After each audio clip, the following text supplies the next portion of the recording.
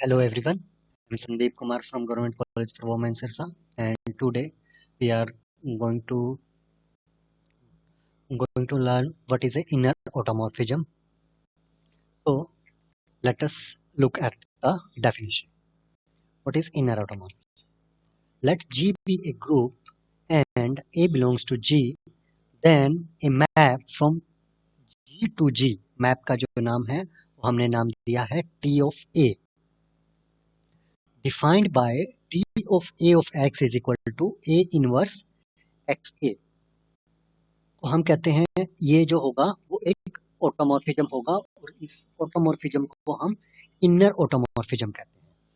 आप एक बार फिर से देखिए कि जी है वो आपका एक ग्रुप है, ए बिलोंग्स टू जी, कोई भी एलिमेंट है, हमने इस एलिमेंट की हेल्प से एक ऑटोमॉर्फिज्म डिफाइन कर दी जिसको नाम दिया हमने टी ऑफ ए, जिसको डिफाइन किया t of a of x is equal to a inverse x से। इसको हम कहते हैं इनर ऑटोमॉर्फिज्म ऑफ जी। अब मान लीजिए कि आपका जो ग्रुप हो वो एडिटिव ग्रुप ऑफ इंटीजर हो, जो आपका ग्रुप है वो एडिटिव ग्रुप ऑफ इंटीजर हो, तो क्या होगा टी ए ऑफ एक्स क्या होगा ए इनवर्स को आप माइनस ए से लिख सकते हैं जब आपका एडिशन है, आपका जो ऑपरेशन है वो एडिशन है तो नेक्स्ट एडिशन, फिर आपका एक्स और फिर ए, तो माइनस ए प्लस एक्स प्लस ए जो होगा वो आपका इनर ऑटोमॉर्फिज्म होगा। जो सेट ऑफ यदि हम जैसे हमने ऑटोमॉर्फिज्म का जो ग्रुप था उसको हम ओट ऑफ जी से दिखाते हैं कि जो इनर ऑटोमॉर्फिज्म का जो ग्रुप होता है उसको हम कहते हैं कि वो होगा आपका ओट ऑफ जी। इसी तरह set of all inner automorphism of G को हम कहते हैं इनर ऑफ जी। तो नेक्स्ट देखिए आप, एग्जाम्पल 7 है, with the help of an example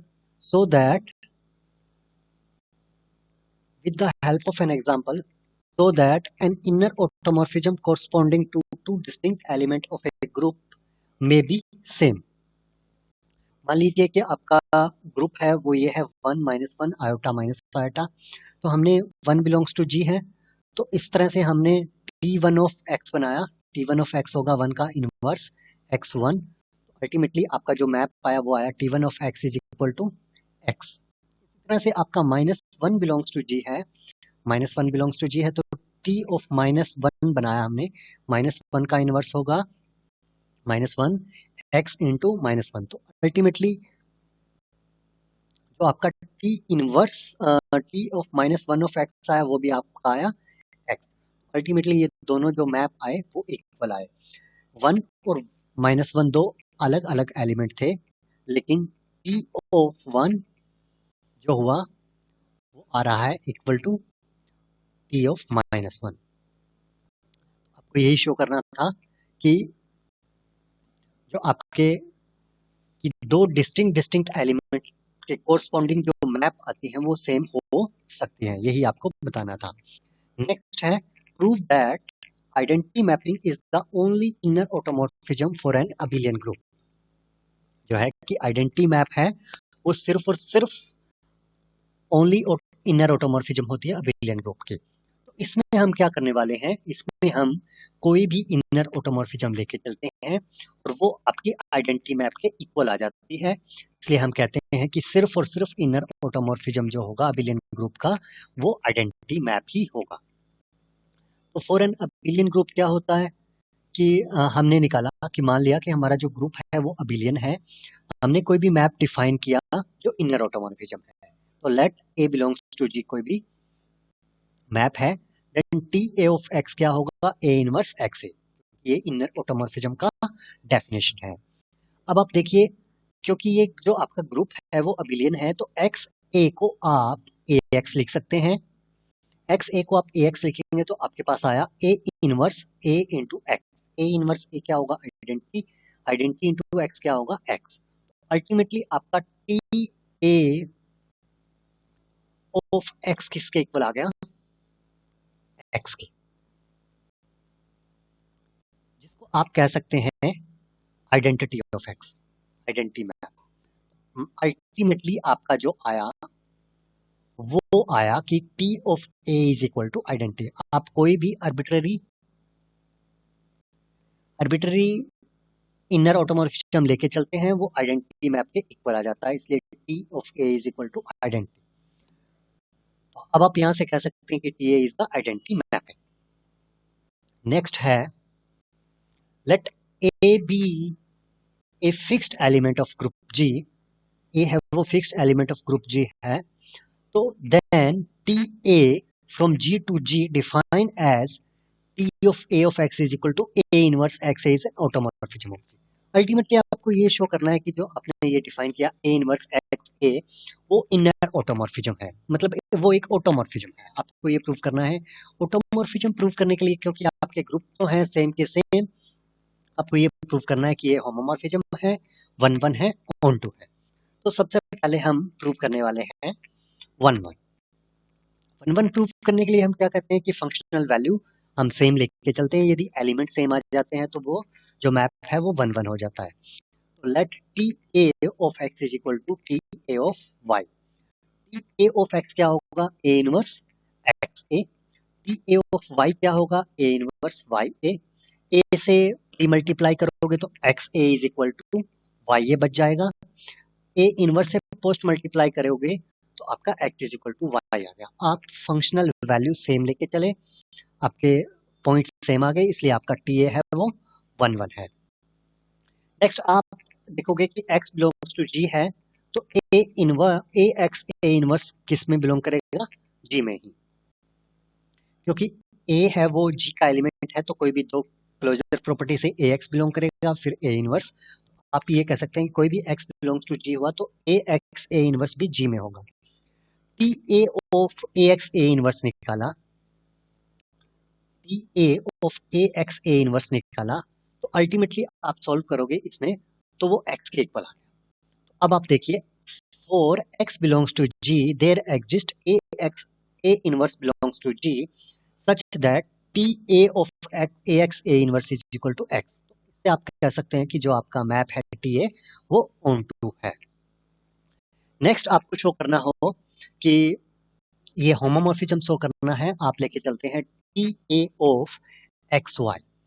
TA of XY को आप लिख सकते हैं A इनवर्स XY इंटू ए, जो आपका इनर ऑटोमॉर्फिज्म, जो आपका मैप गिवन है उसकी हेल्प से।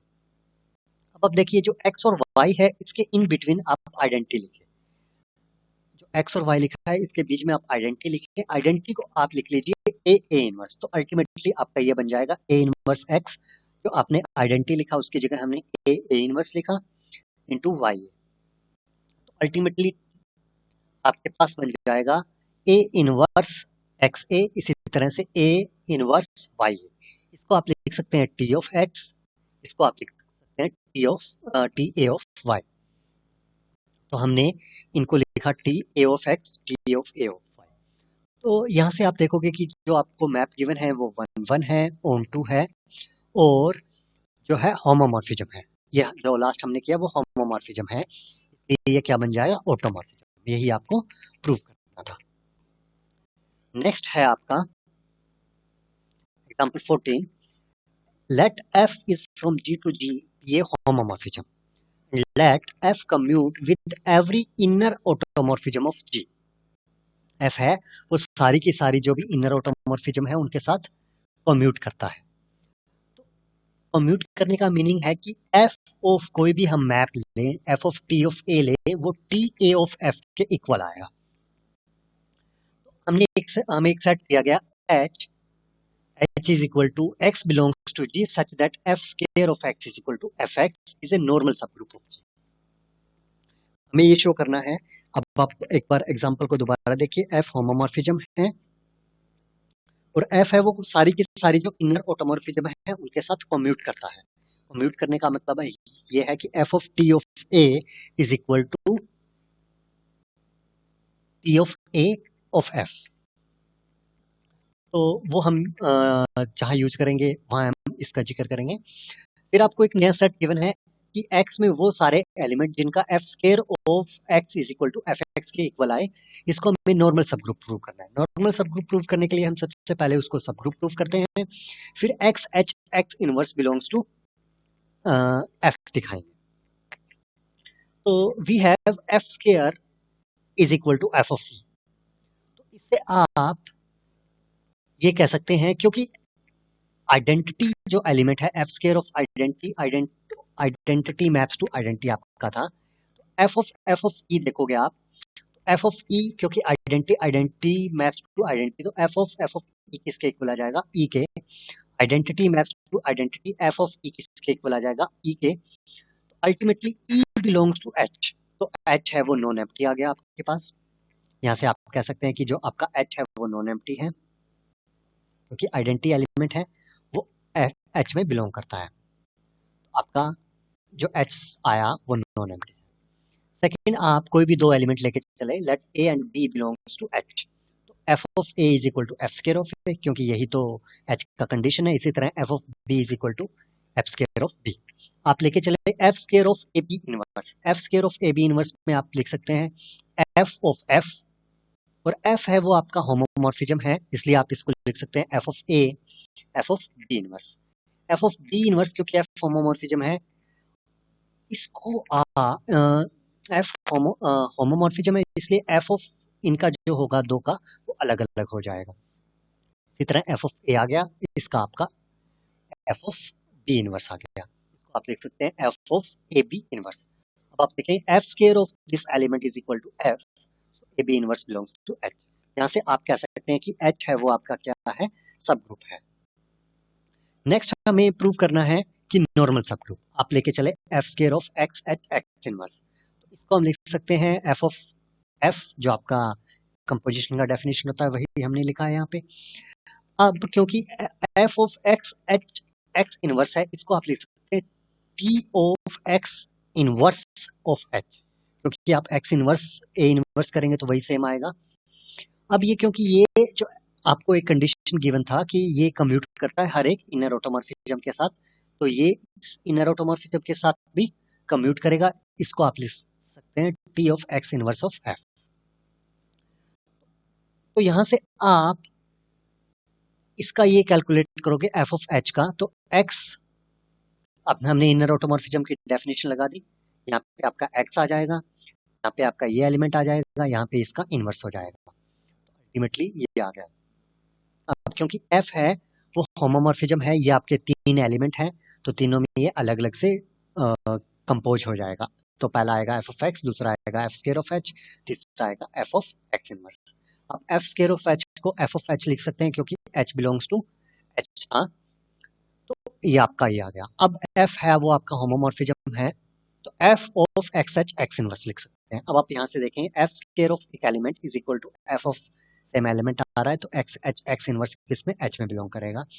तो यहाँ से आपका ये हुआ था सब ग्रुप, यहाँ से आपका ये हुआ नॉर्मल सब ग्रुप, यही आपको प्रूव करना है। तो thank you so much for this.